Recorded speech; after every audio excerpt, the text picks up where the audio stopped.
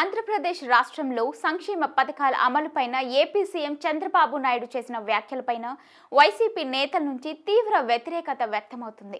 కేంద్ర ప్రభుత్వం ఇచ్చిన అమరావతి, పోలవరం స్టీల్ ప్లాంట్ నిధులను సంక్షేమ పథకాలకు మళ్లించలేమని చెప్పిన సీఎం చంద్రబాబు మాట తప్పడం ఇష్టం లేక వాస్తవాలు చెబుతున్నానని, ప్రజలు ఈ విషయాన్ని అర్థం చేసుకోవాలని సూచించారు.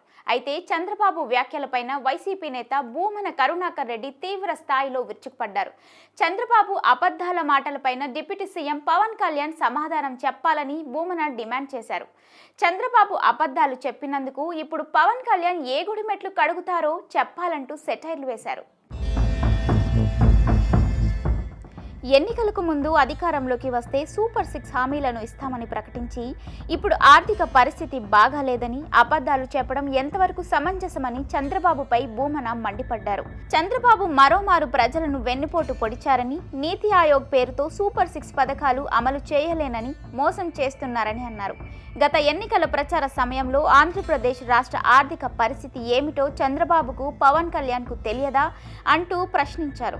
ఎన్నికల ప్రచార సమయంలో ఆర్థిక పరిస్థితి బాగా లేకున్నా కూడా వైఎస్ జగన్ కంటే తాము ఎక్కువగా ఇస్తామని హామీ ఇచ్చి ఇప్పుడు చేతులెత్తేశారని విమర్శించారు.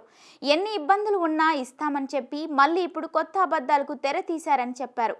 అబద్ధాల బుద్ధుడు ఈ చంద్రబాబు అంటూ తీవ్ర వ్యాఖ్యలు చేశారు. చంద్రబాబు ఘోరమైన పరిపాలన చేస్తున్నాడని, చంద్రబాబు హయాంలో తల్లికి వందనం కాస్త తల్లికి తద్దినంగా మారిందని, అన్నదాత సుఖీభవ కాస్త అన్నదాత అప్పుభవ అయ్యిందని అన్నారు.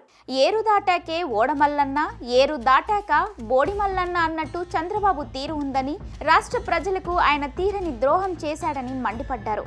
ఇక చంద్రబాబు అబద్ధాల మాటలపైన పవన్ కళ్యాణ్ సమాధానం చెప్పాలని డిమాండ్ చేశారు. గతంలో వైఎస్ జగన్ హయాంలో ఇచ్చిన అన్ని హామీలను 98% అమలు చేస్తే చంద్రబాబు ప్రజలకిచ్చిన ఏ ఒక్క హామీని నెరవేర్చలేని స్థితిలో ఉన్నాడని ఎద్దేవా చేశారు. జగన్ సంక్షేమ అభివృద్ధిని 2 కళ్లుగా భావించి పరిపాలన చేశాడని పేర్కొన్నారు. చంద్రబాబు హయాంలో రాష్ట్రం మధ్యాంధ్రప్రదేశ్గా మారిందని అన్నారు.